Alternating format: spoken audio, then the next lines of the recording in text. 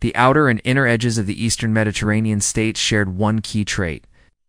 Regardless of their diverse environments, they couldn't sustain a settled lifestyle.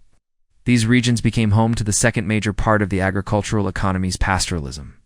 They served as grazing grounds for large flocks of sheep and goats, as well as herds of cattle, which were raised throughout the area. Pastoral life across the region was shaped by transhumance, The seasonal migration of livestock between summer and winter pastures. Brodel identified two types of transhumance, which he called normal and inverse. In the normal pattern, people from the lowlands would move their animals up into the mountains during the summer. Since lowland fields were needed for growing crops, this migration was driven by the need for open space.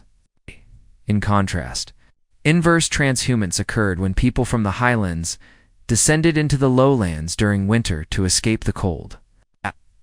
These migrations also allowed them to reach markets, where they could trade their goods for items they couldn't produce themselves.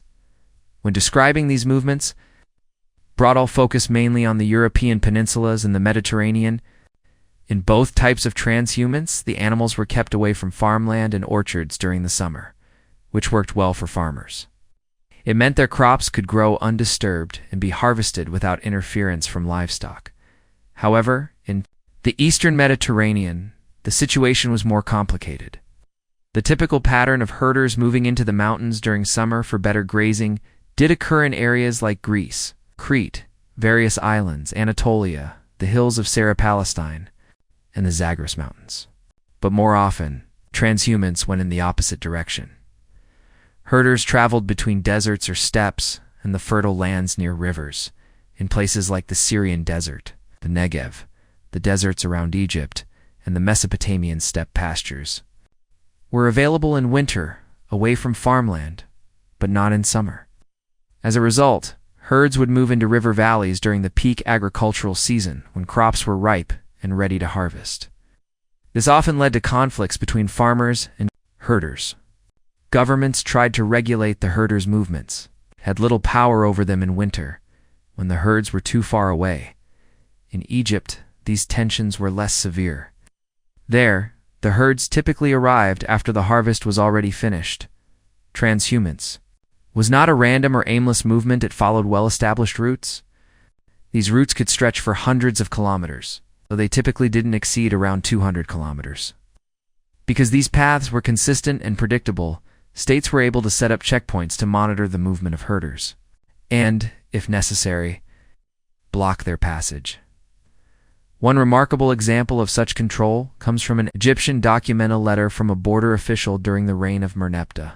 In it, the official reports, "We have just finished allowing the Shosu tribes of Edom to pass through the fortress of Merneptah Joyasintroth, located in Jeku, so they could reach the water pools of Ptolemy, also in Jeku, in order to keep themselves and their cattle alive."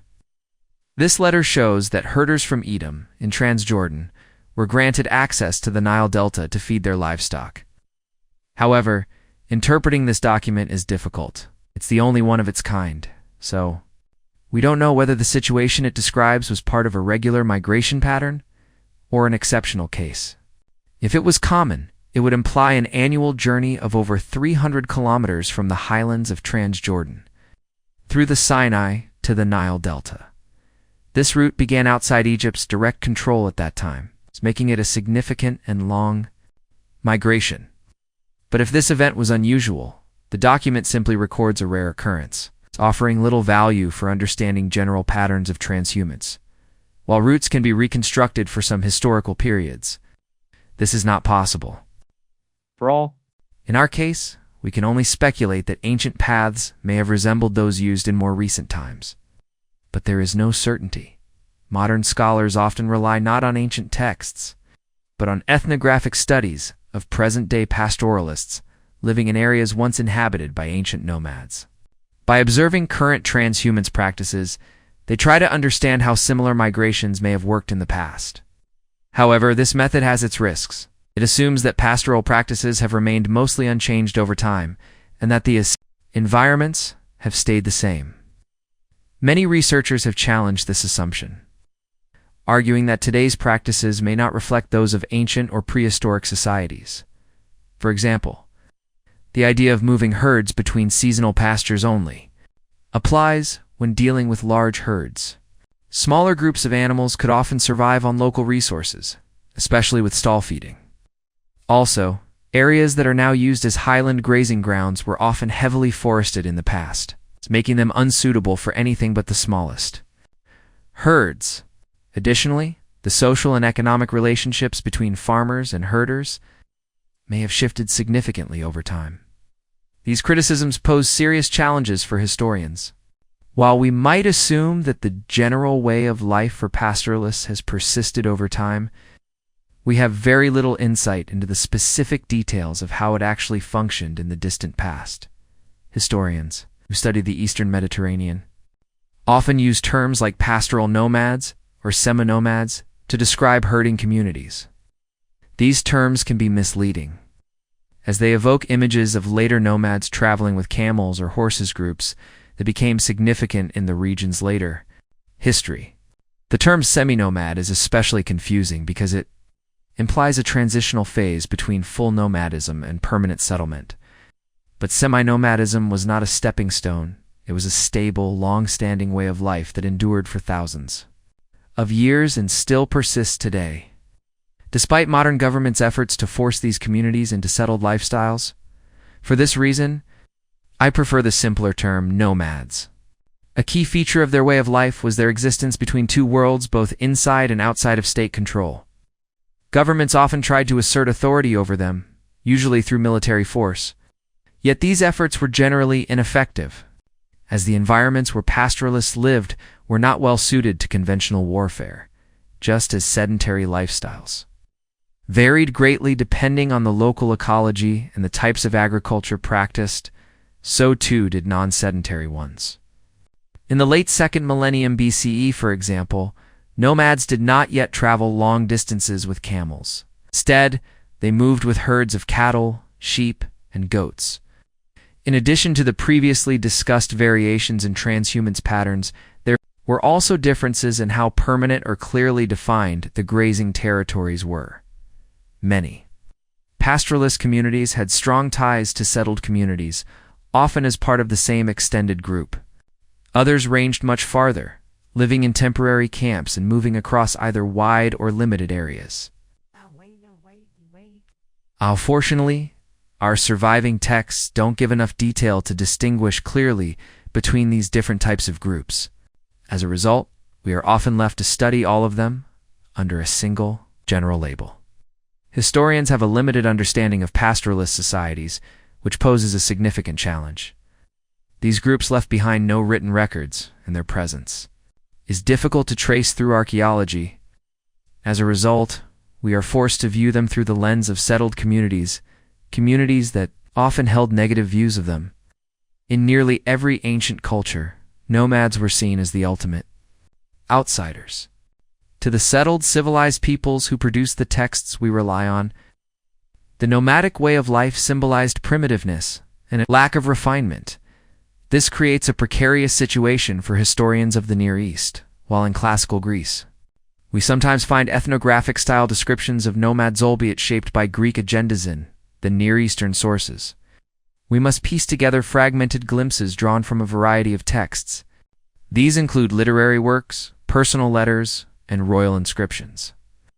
Any picture of pastoralist life that emerges from this material is inevitably shaped by the modern scholar's own assumptions about ancient nomadism.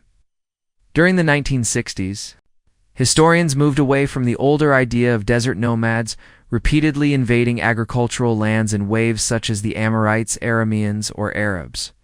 In its place came a model that viewed nomadism as a stage in a gradual process of settlement, often involving poor and hostile groups.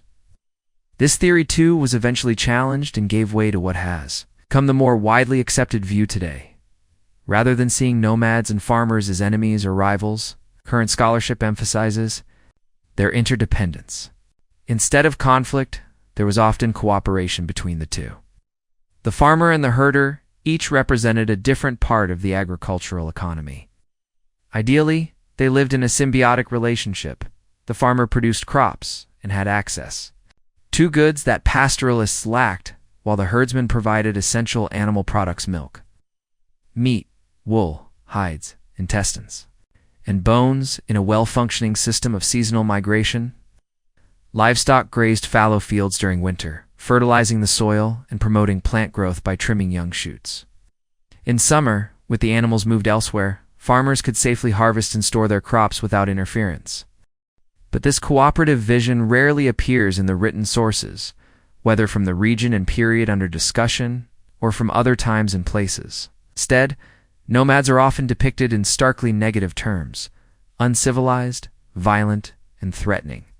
The persistent hostility found in these accounts is striking, and it raises important questions. Are modern scholars perhaps idealizing the relationship between farmers and pastoralists more than the historical reality supports?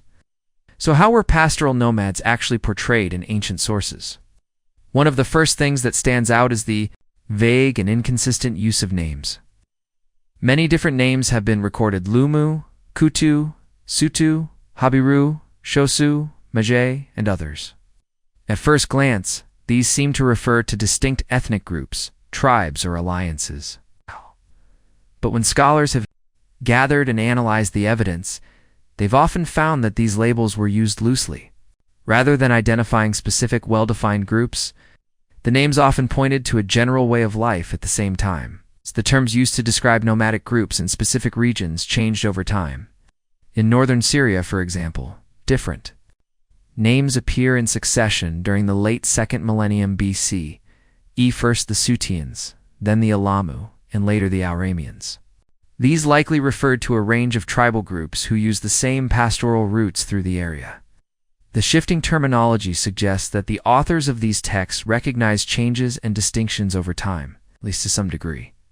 It's possible that some nomadic groups were clearly defined in the early stages of their history, but that their names later became generic or even derogatory labels. For instance, the Sutians may have been a specific group in northern Syria during the early 2nd millennium, but over time, their name was used more broadly to describe pastoral nomads in general. This generalized use could even cross linguistic and cultural boundaries, such as when the Hittites used the term Sutian to describe the Gazga, nomads from northern Anatolia who were completely unrelated to the original Sutians of Syria. This confusion reflects a deeper ideological view that nomadic peoples existed outside the flow of history. From the perspective of settled societies, time seemed not to move for the nomads. A name that originally described a people living in the Zagros mountains in the 3rd millennium BCE, like the Guchans, was still being used by 1st millennium Babylonians to refer to entirely different groups, such as the Persians. Yet this doesn't explain everything. There was often a certain ambiguity in how these names were used. Sometimes they referred to specific groups. Other times they simply described a nomadic lifestyle, because we can't always tell which meaning was intended. We must be cautious when compiling references to a particular name across different time periods, regions, and types of sources. Otherwise, we risk mixing data that carried very different meanings in their original context. The writers of ancient texts reveal very little real understanding of nomadic peoples beyond the use of their names. Perhaps the most striking aspect of how settled societies in the ancient Near East viewed nomads was their deep sense of otherness. These non-sedentary groups were seen as outsiders people, fundamentally different and difficult to understand. One unique example of this perspective appears in the Egyptian tale of Sinna. Although it dates to the early 2nd millennium BC, earlier than the period we're mainly discussing, it stands out as one of the only extended depictions of life among pastoral nomads, and so it cannot be overlooked. The story goes like this. Sinna, a high-ranking court official under King Akhenaten, I flees Egypt upon hearing of the king's death, apparently afraid of Crown Prince Senwosret, who is away fighting in Libya. As he escapes, he crosses the Nile and passes the walls of the prince, a defensive barrier built to keep out the Asiatics and desert wanderers, that is, the nomads. He eventually reaches Palestine, where he nearly dies of thirst, but is saved by a nomadic chief, a man who had been in Egypt. Sinoth finds refuge with the tribe of Amunanchi, a leader of upper retinue. Amunanchi, whose name is West-Semitic and Amorite in origin, respects Egypt and the new pharaoh. Senwusratai, he welcomes Sinoth, even allowing him to marry his daughter, and choose where he wants to settle. Sinoth describes his new home in glowing terms. It is a beautiful and fertile place called Ya, rich with cultivated figs, grapes, and more wine than water. There are olive trees, abundant honey, and a wide variety of fruits. The land also grows barley and emmer wheat and is full of livestock. Sina receives generous daily rations, including wine, cooked meat, roast fowl, and desert game hunted. For him, meals are prepared with milk and sweetened delicacies, and his hunting dogs bring in fresh catches. He lives there for many years, raising sons who grow up to lead their own tribes. Sina earns fame as a warrior, ultimately proving himself by defeating a rival tribal champion in single combat. His victory secures his status, wealth, and reputation as a successful tribal leader. Yet despite his achievements, Sino longs to return to Egypt, to live near his king, and receive a proper burial. Senwosret grants his request, welcomes him back into the court, restores his former rank, and arranges for him to live in the palace and be buried in a pyramid. The tale of Sina is carefully structured to emphasize Sinu's identity as an Egyptian courtier. His life begins and ends within the Egyptian court, creating a narrative frame that highlights his time in Palestine as an unusual and temporary departure from the norm. This contrast is reinforced by his crossing of a distinct boundary: the walls of the prince, which mark the separation between Egypt and Asia. The world he enters beyond that wall is clearly portrayed as non-sedentary. There are no towns or cities. Sina lives in a tent, and wealth is measured in livestock, both his own and that of his enemies. Society is organized by tribes. However, this portrayal does not offer an accurate depiction of nomadic life. The luxurious lifestyle Sina describes in Palestine mirrors that of a wealthy landowner in Egypt. Abundant fruit trees and grain, plentiful livestock, regular servings of meat from hunting, and even daily rations, something that aligns far more with life at the Egyptian court than with that of a pastoral nomad. The author of the story wanted to show that Sina had thrived abroad, which would make his desire to return home a more powerful statement about the superiority of Egyptian life. But the only way the author could express success was through the familiar lens of a comfortable, sedentary lifestyle. Because of this, the tale is of little value today for understanding the actual conditions of non-sedentary life in Syria-Palestine. The tale of Sina stands out for its unusually positive depiction of nomads as honorary Egyptians, so to speak.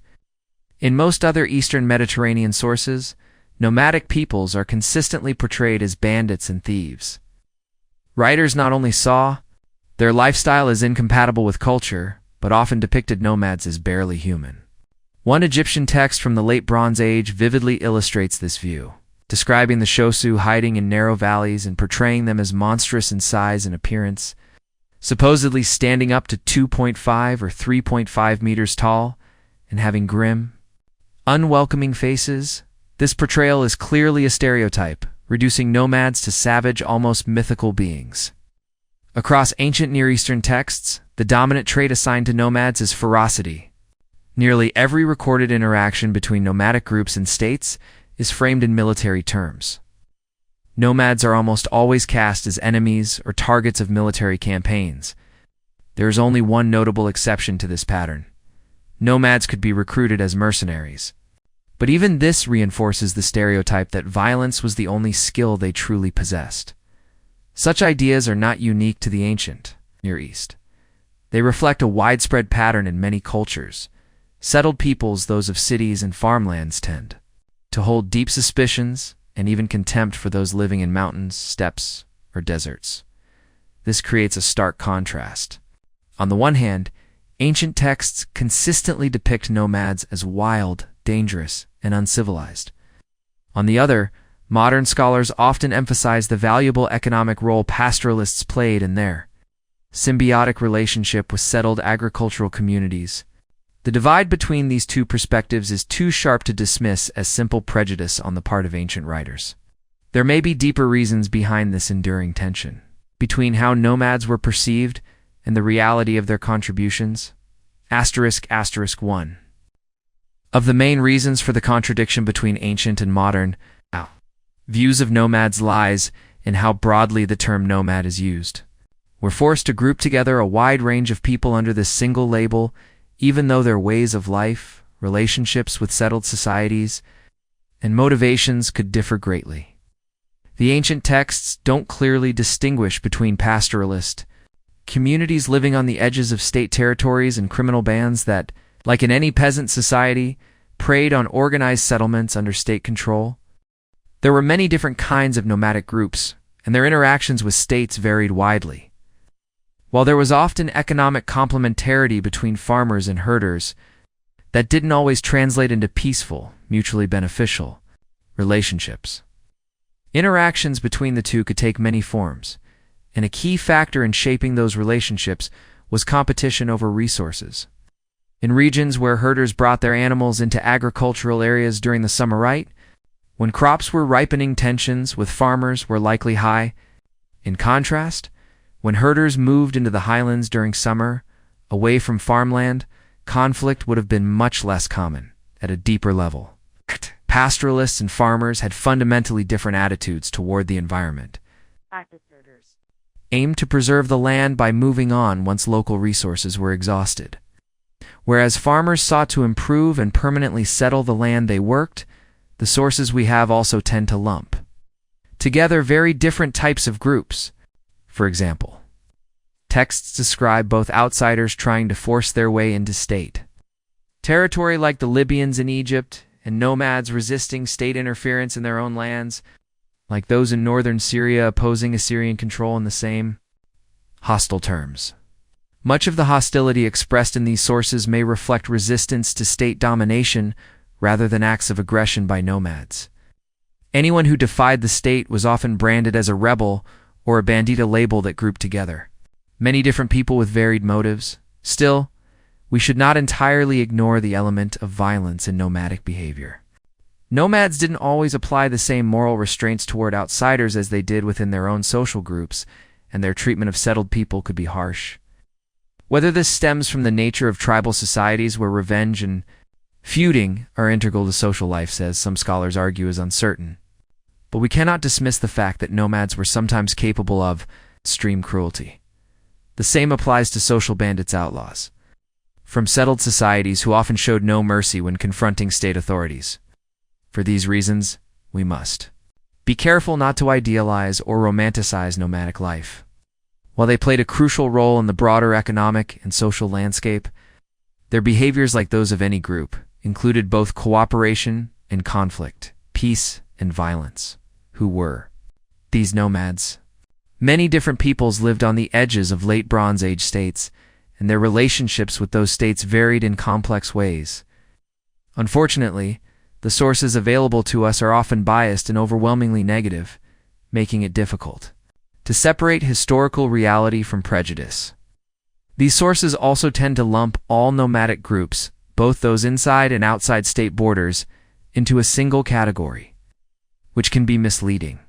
A brief look at how different states interacted with nomads helps illustrate the challenges we face in understanding them. Let's begin with Egypt. During the New Kingdom period, Egypt extended along the Nile Valley for more than 2,000 kilometers. But its influence beyond the river valley was limited. Most of the land surrounding Egypt could not support permanent settlement. To the west lay the vast Sahara Desert, of which only a narrow northern strip was suitable for pastoral nomadism. Along the Mediterranean coast of North Africa lived a variety of tribal groups collectively referred to by the Egyptians as the Jemhu. During this period, two groups appear to have been particularly prominent: the Libu, or Libyans, and the Meshwesh. Though several other tribes also inhabited the western desert, these tribes likely centered their activities in the region of Cyrenaica, about 700 kilometers west of the Nile Delta, where there was enough vegetation to sustain their herds. A narrow, relatively fertile coastal strip allowed them to travel eastward toward Egypt, it's likely that a pattern of seasonal migration into the Nile Delta had existed for centuries, generally under Egyptian supervision. However, by the 13th century BCE, this arrangement appears to have shifted. The Egyptians began to view the Western tribes as a growing threat. In response, Ramesses II built a series of fortresses along the western boundary of the delta from Memphis to the sea end, along at least 300 kilometers of the Libyan coast. These fortifications seemed designed to monitor and restrict the movements of these nomadic groups. Later, Pharaoh Merneptah described in great detail how he repelled a coalition of Libyan tribes and northern invaders known as the Sea Peoples during the 5th year of his reign. In both inscriptions and imagery, he portrayed the Libyans as fierce warriors attempting to invade Egypt and credited his own leadership with stopping them. Not long afterward, Ramesses III claimed to have faced the same challenge.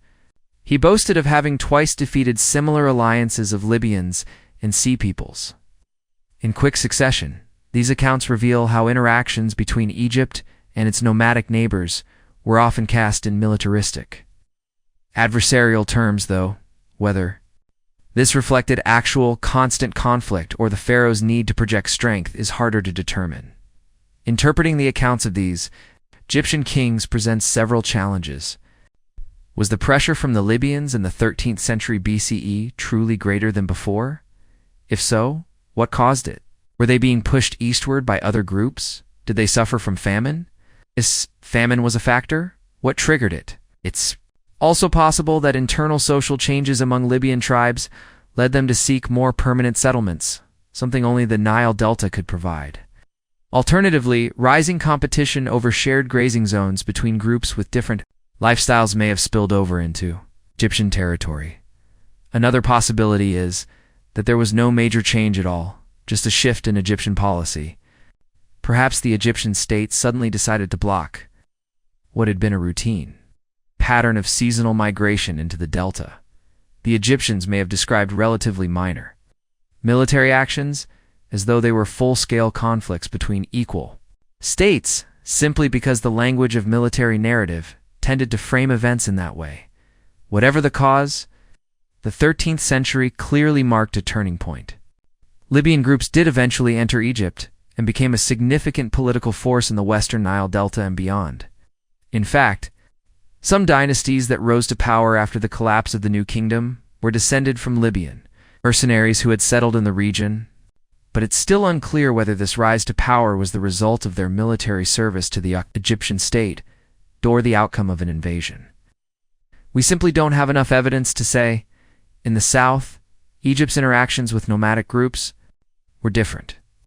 The sources mention many names for regions in southern Nubia inhabited by nomads such as Miu, Iram, Gorsas, Turek, Wirish, and Tarawa. Egyptian control only extended as far south as the Fourth Cataract, and these groups likely lived beyond that point. The Egyptians had no need or ability for direct control, but they did collect tribute from these southern peoples. This tribute included rare goods from Central Africa that the Egyptians could not obtain otherwise. From time to time, Egyptian military expeditions were launched to ensure the flow of these payments.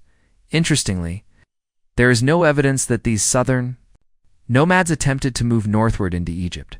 However, after the New Kingdom ended, they became the foundation of a powerful new state, one that eventually conquered southern Suzine. Whether this state-building process was influenced by earlier Egyptian contact or developed independently remains an open question. In the eastern desert, the nomadic people known as the Medjay had a long and complex relationship with Egypt. From the early 2nd millennium BCE, they caused occasional problems, moving across the region from just below the First Cataract up to perhaps even lower. Egypt, they often raided Egyptian gold mining expeditions and transport routes. Yet the Medjay were not only a threat, they were also valuable allies. Even before the New Kingdom, they had been recruited into Egypt's military as specialized troops. During the New Kingdom period, they served as police, guarding cemeteries and maintaining order across the country. Their leaders held prestigious positions. One example is the Theban tomb of Nebamon, a captain of police, which is richly decorated and even includes a scene of his Magi troops paying homage to him. Clearly, the Magi could not only integrate into the Egyptian system, but also rise within it and achieve honor and influence. Asterisk finally. The Egyptians also encountered nomadic groups in the Syro-Palestinian region, which they had brought under their control. The terrain there was very different from that of Egypt, and so were the relationships between settled populations and nomadic groups. Unlike the Libyans or the Magi, who generally lived outside Egyptian-controlled areas, many of the Syro-Palestinian nomads resided right in the heart of the conquered lands at that time. Much of the hill country in the region was still covered with dense forests and thick underbrush.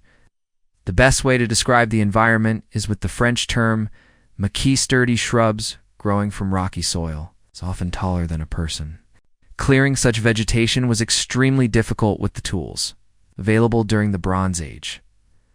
Only the lower parts of the hills offered limited grazing and small patches of arable land, making this landscape perfect for pastoral nomads and nearly impossible for regular armies to control. Groups like the Habiru moved through this rugged zone and posed a serious military challenge to the Egyptians during their initial conquest of the area, just as formidable as the fortified cities. Pharaoh Amenhotep II claimed to have captured 36,000 Habiru. Though this figure is likely exaggerated, the Habiru were not the only group to trouble the Egyptians in Syro-Palestine. Another group, the Suteans, were similarly disliked but sometimes served in local armies. In the hills of Transjordan, the Shosu may have been more concentrated. Egyptian texts mention the Shosu frequently throughout the New Kingdom. They were active in the Negev, Palestine, and Syria, probably more as raiders than as traditional herders. As previously noted, they were also allowed to graze their herds in the eastern Nile Delta, but this was done under Egyptian supervision. Different groups occupied different regions and had varied relationships with Egypt. But certain patterns repeat. These nomadic peoples were often outside direct state control, yet they maintained regular contact with the Egyptian state. The written records mainly highlight military encounters and surprising given their official, state-centered perspective. But these confrontations were likely the exception, not the norm. This pattern wasn't unique to Egypt. Across the eastern Mediterranean, similar dynamics played out.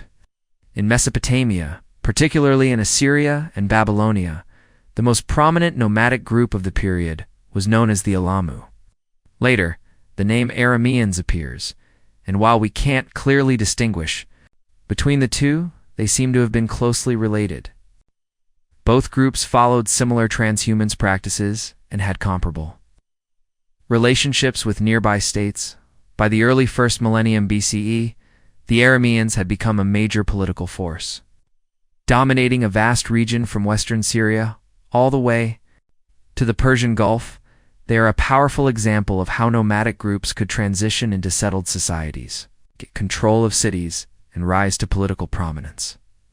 During this time, many of the small states in Syria were controlled by Aramean rulers. The Assyrians had to deal with Aramean pressure on their borders, and in Babylonia, the Arameans had become one of the most influential population groups. If they were indeed the same people or closely linked to the Alamu, then their presence in the region had deep historical roots rather than being a recent arrival. We generally associate the Alamu and Arameans with northern Syria, where Assyrian records first mention encountering them during military campaigns. For example, Shalmaneser, who ruled from 1273 to 1244 BCE, reported that Shatura, king of Hanigalbat, joined forces with the Hittites and the Alamu to seize mountain passes and block Assyrian access to water sources. Long after Hattusili, 3 of Hatti wrote a sharp letter to the Babylonian king Kadashman-Enlil, criticizing him for failing to control the Alamu, who were interfering with communications between the two empires. It's possible that the fall of the Mitanni state had allowed the Alamu greater freedom of movement in northern Syria. However, evidence suggests their presence was not confined to that region. A century earlier, they were already active much farther away in Dilmun, modern-day Bahrain, in the Persian Gulf. Letters from the reign of the Babylonian king Bernaburish 1357 to 1333 BCE, complain about their disruptive behavior there. One reads, "The Alamu have taken all the dates, there's nothing I can do." Another laments, "They speak to me only of violence and plunder, never of peace.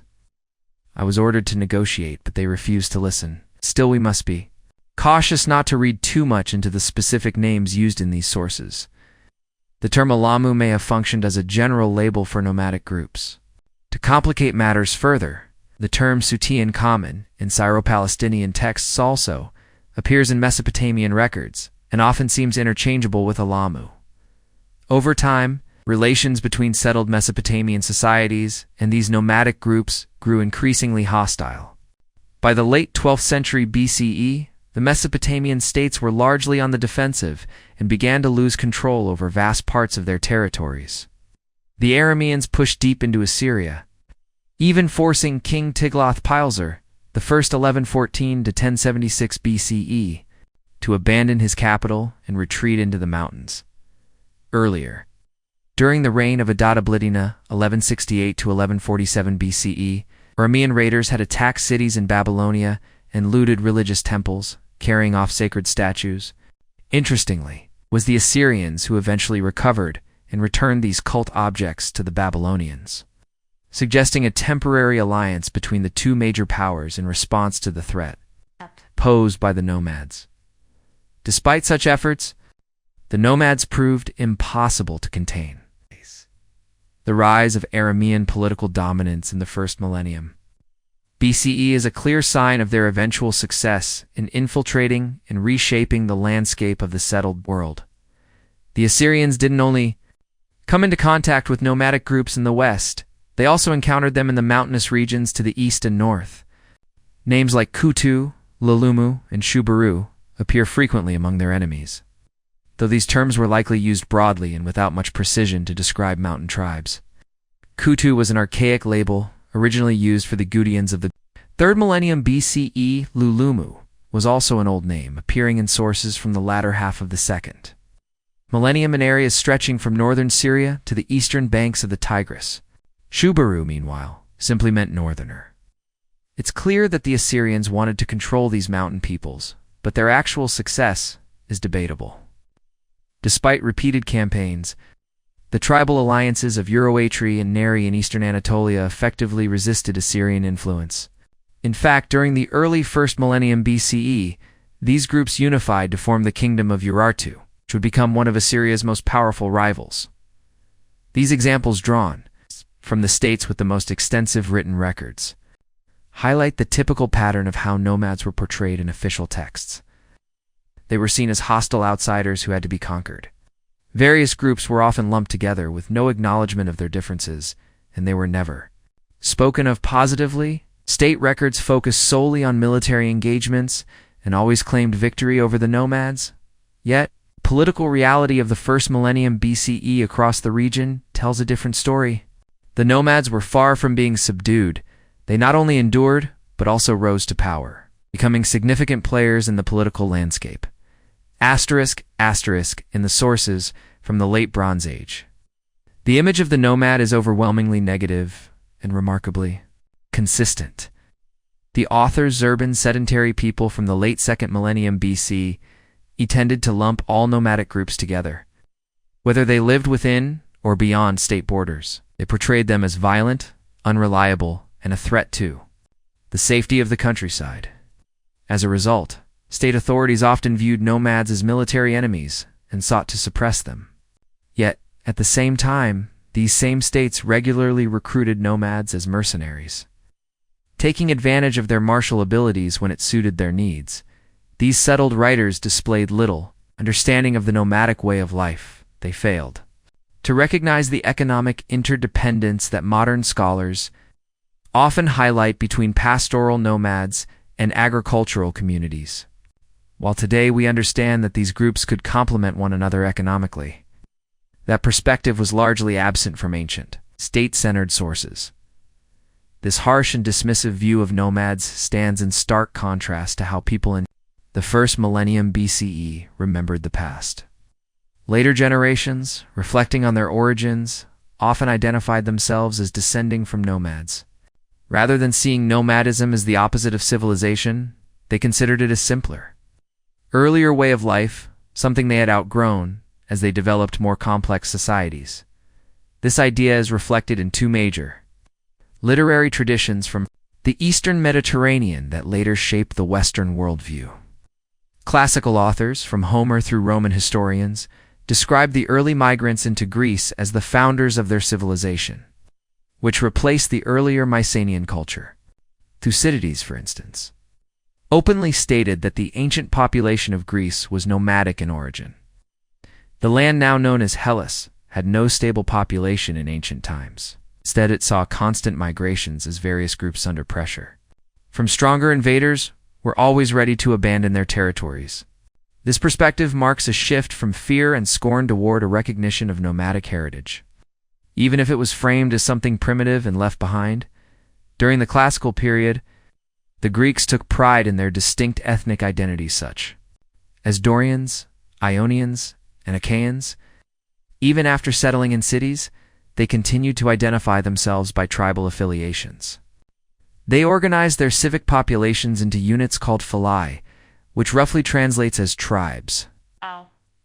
Early modern scholars took these accounts at face value, using them to try and reconstruct a complex history of migrations across the Aegean world. However, many scholars today view that effort as futile. The sources are too scattered and often contradictory. As a result, many now believe that the tribal divisions used by urban Greeks were a later invention, dating from around the 6th century BCE. The Hebrew Bible offers a similar account, claiming that the ancestors of the Israelites and Judahites were pastoral nomads who lived on the edges of urban society. According to the biblical story, famine drove them to Egypt, where they lived for generations before eventually returning in large numbers to conquer Akhenaten. There they established a new political order based on a confederation of 12 tribes, each controlling its own territory and cities. Over time, this tribal system evolved into a monarchy. The Bible suggests that this development from tribe to kingdom occurred not only in Israel, but also in nearby regions like Edom and Moab. Throughout their history, the people of Israel and Judah continued to see tribal identity as central to who they were, even after becoming fully urbanized. Just as with classical Greek traditions, scholars have shifted from reading these biblical stories as literal history to viewing them critically. Many now question the historical accuracy of the patriarchs' nomadic origins, the conquest of Akhenaten, and the ancient roots of Israel's tribal divisions. Scholars of both classical and biblical traditions continue to debate how much of these ancient origin stories we should accept as historical fact and how much we should dismiss. The academic literature on the topic is enormous, and I won't try to resolve those debates here. What matters for our discussion is that, at a certain point in their histories, the authors of both the Greek and biblical traditions traced their origins back to tribal societies that had migrated into and taken over the lands they lived in. These authors also emphasized that tribal identities still mattered in their own times. Greeks, Israelites, and Judeans all shared the idea that tribes eventually evolved into states. For them, this transformation marked a shift from savagery to civilization. Thucydides, for instance, believed that the so-called barbarians of his day lived much like the early Greeks once had. To the Greeks, settling down and building cities was a sign of progress. This idea deeply influenced modern thinkers as well. Lewis Henry Morgan, one of the founders of modern theories of social evolution in the 19th century, had read both Greek texts and the Hebrew Bible. He studied the development of Greek society and referenced the 12 tribes of Israel, helping to reinforce the ancient narrative that states emerged from tribes. So, when we challenge the old stories told by the Greeks and Israelites, we also challenge the foundations of modern evolutionary thinking about how societies form, even though the ancient sources are often biased and confused when it comes to nomadic peoples. Some things are clear. Non-sedentary groups were present throughout the Eastern Mediterranean in the late 2nd millennium BCE, and they played a significant role in the region. Yet the authors of the time almost universally portrayed them with contempt. That view stands in stark contrast to how people in the 1st millennium BCE thought. Many of them believed their ancestors had come from nomadic backgrounds, and, like the Bible says, they might have proudly claimed, "My father was a wandering Aramean." In 1349 BCE, during the 5th year of his reign, the Egyptian king, Akhenaten, founded a new city to serve as his royal capital. He named it Akhetaten, meaning horizon of the sun disk, in honor of the god Aten, whose worship he promoted above all other deities in Egypt.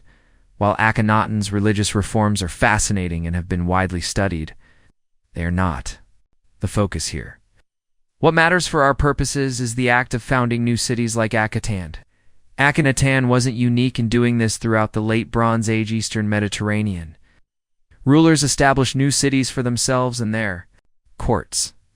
This widespread practice reveals a great deal about the political and social dynamics of the time. King Akhenaten portrayed the founding of Akhetaten as a deeply personal act, inspired directly by his god Aton, to mark the city's boundaries. He had 14 large stelae carved into the cliffs around the Nile Valley, extending from the eastern mountains to the western desert. Each stele showed the king, his wife Nefertiti, and 2 of their daughters standing beside an inscription explaining how and why he created the city. No official ever advised me to do this, nor did anyone in the land suggest it or present me with a plan for building Akhetaten in this remote place. It was the sun disk, my father, who instructed me to create it for him. The city's territory covered around 16 by 13 kilometers. On the west bank of the Nile was a large agricultural area, likely filled with villages and farms, where workers and their families lived. The main city, modern-day Tel El Amarna, sat on the east bank. It stretched for 6 kilometers and housed government buildings and residential quarters for Akhenaten's court and staff. Construction lasted just 12 years and ended with Akhenaten's death in his 17th year on the throne, 1336 BCE. But during that short time, builders managed to complete several palaces, administrative offices, and temples, many built in stone. These structures were decorated with painted reliefs, filled with altars to Aten, and adorned with colossal statues of the royal family. The homes of courtiers were built as spacious villas with formal reception rooms, private living areas, and storage spaces. The full scale of the construction effort is unknown and probably never will be, but it must have been immense. For more than a decade, Akhetaten was one vast construction site, filled with architects, laborers, sculptors, and painters, all working tirelessly to bring the king's vision to life. Akhetaten was designed to function like a large, self-sustaining estate. The farmland on the opposite side of the Nile was capable of feeding a population of 45,000, while it's likely that the city's elite owned farms elsewhere in Egypt to boost their income, and that the royal administration redirected some imperial resources to the city. The local harvests were ideally meant to support Akhetaten's food supply. In the boundary stele, Akhenaten described the city as a complete, self-contained world. Everything within these 4 stele, from the eastern mountain of Akhetaten to the western mountain, is Akhetaten in full. It belongs to my father, Heretic, life-giver for all eternity. It includes hills, uplands, marshes, newly cultivated lands, fields, water, towns, riverbanks, people, herds, groves, everything my father Aden causes to exist forever and continually. While Akhetaten was still under construction, it also served as the functioning capital of Egypt's vast empire. Akhenaten and his court had left the traditional seats of power, Thebes and Memphis, to rule from this new city.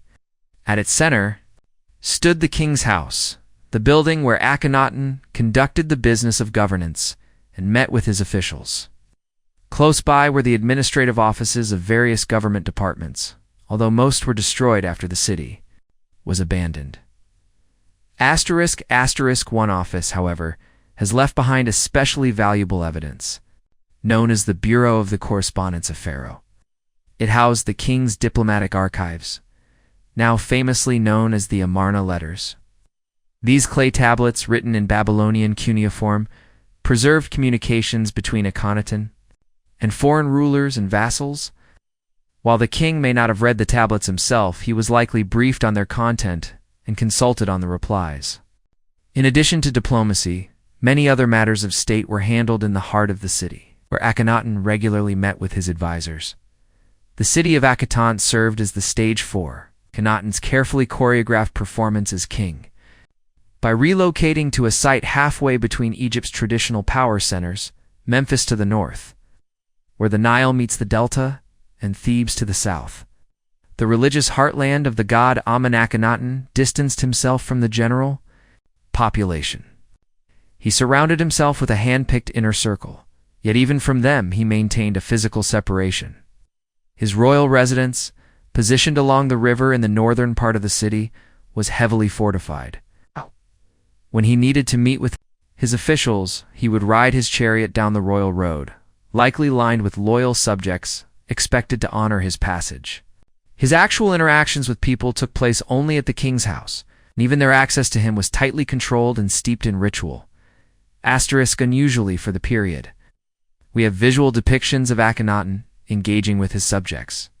In these images, he appears at the window of appearances, much like Queen Elizabeth greeting her people from Buckingham Palace's balcony. These scenes show him handing out rewards to grateful courtiers. Akhenaten was presented as the sole source of wealth and privilege in a highly centralized palace system. Everything flowed from him. The mediator between the god Aten and his people. Every part of Akhetaten reinforced this vision of kingship. Since Akhenaten was unique in Egyptian history for worshipping only one god, Aten, the city's temples were dedicated exclusively to that deity. As with other Egyptian temples, they were entered through grand gates, but unlike the dark and closed spaces typical of most sanctuaries, Aten's temples were open to the sky. Because Aten represented the sun disk, his worship took place in sunlit courtyards. A smaller chapel within the city was even dedicated to the worship of the king himself. To fully replace Thebes as the religious and political capital, Akhenaten moved the burial grounds as well. He intended for both his family and high officials to be interred in the mountains east of the city. While the officials' tombs were carved not far from where they lived, the royal tombs were located deep in the eastern cliffs, about 11 kilometers away and difficult to reach. However, the work proved too ambitious for Akhetaten's short-lived existence. Only Akhenaten's own tomb was nearly finished. The burial places for his relatives and many of his officials remained incomplete when the city was abandoned. Akhenaten's city was short-lived and didn't outlive its founder by much. Soon after his death, traditional priests and officials who had been pushed aside during his reign regained their influence. They compelled the young king Tutankhamun to move the royal court back to Memphis. Akhetaten wasn't abandoned right away. Some residents remained for a while, but their numbers gradually dwindled, and the city became a ghost town. About 60 years later, when Ramesses II came to power, his massive building campaigns sealed the city's fate. Akhetaten became a convenient quarry for his construction projects at Hermopolis, just 20 kilometers to the northwest. Ramesses' builders dismantled the city, repurposing its finely carved and painted stone blocks as construction material. Ironically, this helped preserve many of the city's colorful reliefs, which survived because they were reused as foundations. Today, it's difficult to imagine the full grandeur of Akhetaten, and only the foundations of its palaces and temples remain. But even those give us a sense of the city's impressive scale and the extraordinary effort behind its rapid construction.